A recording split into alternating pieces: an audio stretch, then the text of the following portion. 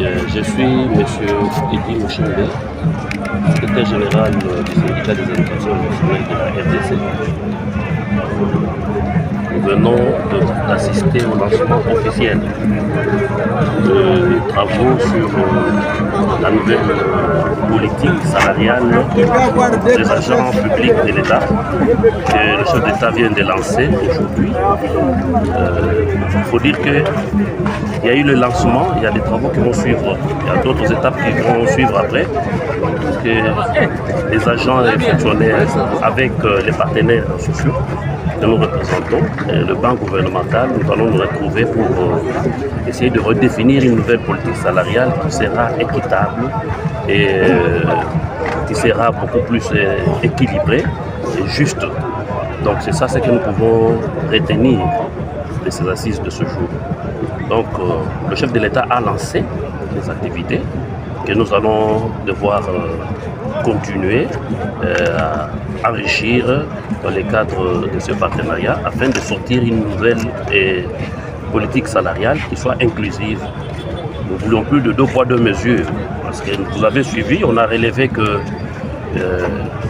2 agents de l'État œuvrant dans 2 ministères différents ayant les mêmes fonctions, même grade, même qualité, même diplôme, mais ils ont 2 salaires différents. Ça ne se justifie pas.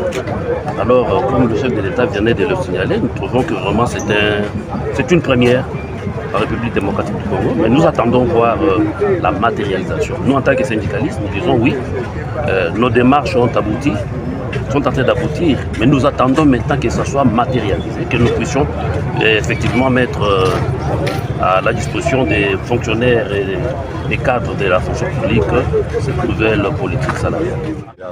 On a parlé de l'harmonisation des barèmes des fonctionnaires pour qu'il n'y ait pas d'inégalité et puis de tenir compte du social du coût de la vie. C'est l'essentiel de ce que moi j'aurais tenu par rapport à cette rencontre. Quand vous parlez de l'amélioration du barème salarial, est-ce qu'on peut toucher vraiment au SMIC pour que les fonctionnaires congolais puissent quand même... Évidemment, quand on parle de barème, c'est le SMIC qui doit être pris en compte. Et on parle de l'uniformisation, que ce soit inégal, comment il n'y a plus d'inégalité, que tel ministère qui ont des avantages et primes plus que les autres. On va procéder à une certaine harmonisation du barème et puis des primes pour l'intérêt de tout le monde. Mais en tout cas, on a parlé aussi de la prise, évidemment, bon, non, il y a des problèmes évidemment, les fonctionnaires ont posé des problèmes de prise en charge médicale. Parce que quand quelqu'un est malade, quelqu'un est mort, on est obligé de procéder à des cotisations, des soutiens de la famille, ce n'est pas correct. Et évidemment, il y a la suite pour la continuité de la mise en retraite. Il faut que les fonctionnaires qui ont travaillé, qui ont atteint un certain âge, qu'ils soient mis dignement en retraite. Et la retraite ne puisse pas être l'antichambre de la mort. C'est-à-dire quand quelqu'un part en retraite, c'est pour attendre la mort. C'est-à-dire que quand quelqu'un sort honorablement, qu'il puisse quand même avoir un peu de moyens qui puissent quand même lui permettre de mener quand même une vie décente.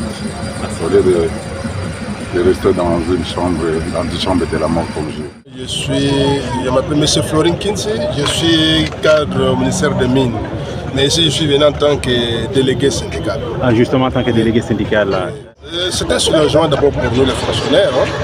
Nous qui travaillons dans différentes administrations, comme le chef de l'État en avait dit, et même le VPM de la fonction publique venait de les rappeler, il y a une injustice. Quand vous prenez un fonctionnaire qui travaille dans un ministère non économique, prenons le cas par exemple le ministère de pêche et l'élevage, un chef de bureau là-bas, comparé à un chef de bureau qui est au niveau du budget finance. Mais c'est le jour et la nuit. Voilà. Donc c'est arrivé au point nommé pour qu'il y ait cet ajustement-là, qu'il y ait cette politique salariale pour que tout le monde, qu'il n'y ait plus des injustices, qu'il n'y ait plus de cette, comment dirais-je, cette incertitude qu'on avait dans notre administration là. Il y avait 2 poids 2 mesures. Et justement, on a affaire aux politiques, on a affaire aux politiques, mais on croit quand même à la volonté du chef de l'État.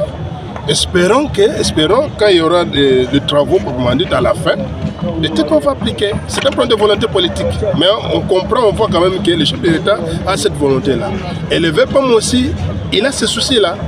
Espérons, on croit quand même. Merci beaucoup. Richard Massingo, je suis délégué syndical au ministère des Mines.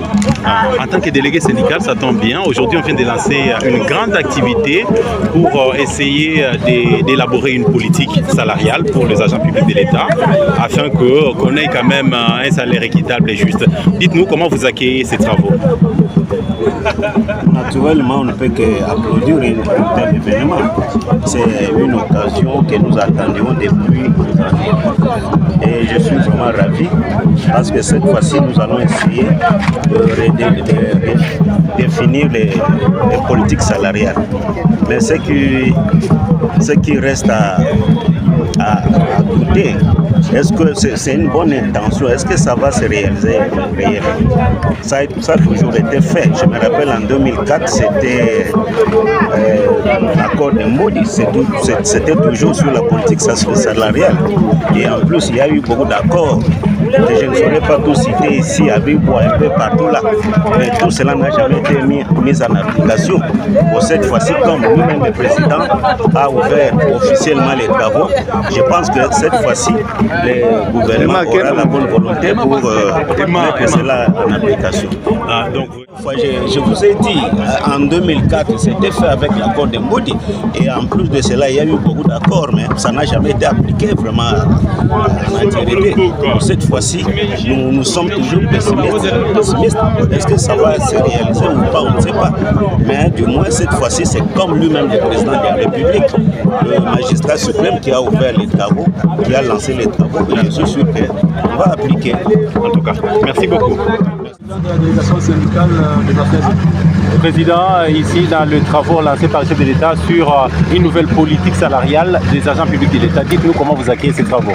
Et nous l'accueillons avec un sentiment de satisfaction parce que les agents et fonctionnaires de l'État attendaient cette politique salariale depuis longtemps. Ils travaillent dans des conditions telles qu'ils sont asphyxiés, ils ne sont pas bien rémunérés, les conditions de travail, le climat de travail n'est pas tellement... Vous inscrivez à ces travaux qui se basent sur la résiliation. Ces travaux, ce n'est que la concrétisation de la justice sociale, qu'il y a des et que l'ouvrier, le fonctionnaire devient comme un esclave de son pays avec toutes ces difficultés où on trouve deux classes. Les classes des nantis et les classes des pauvres, avec une politique salariale inexistante, où vous trouvez des écarts entre les ministères, les gens qui ont le même poste, par exemple directeur, mais il est traité autant qu'il est de tel ou tel autre ministère. Et toutes ces disparités, ça ne permet pas que l'administration publique et le travail de l'État puissent fonctionner et que les fonctionnaires jadis qui étaient un homme vraiment de notoriété, craint partout, qui soient considérés dans la société. Mais en mettant en place une politique salariale qui définit même les barèmes, que vous soyez directeur, quel que soit le sous-secteur où vous êtes affecté, on vous traite de la même manière. Les primes de la même manière, où que vous soyez, à Kinshasa ou ailleurs, que les traitements soient égaux. Et je pense que c'est une bonne chose, c'est là que les syndicalistes ont accepté ou ont réclamé de tous les vœux. Et nous félicitons les chefs de l'État d'avoir lancé cela, et sans oublier le vice-premier ministre et le ministre de la fonction publique qui se bat.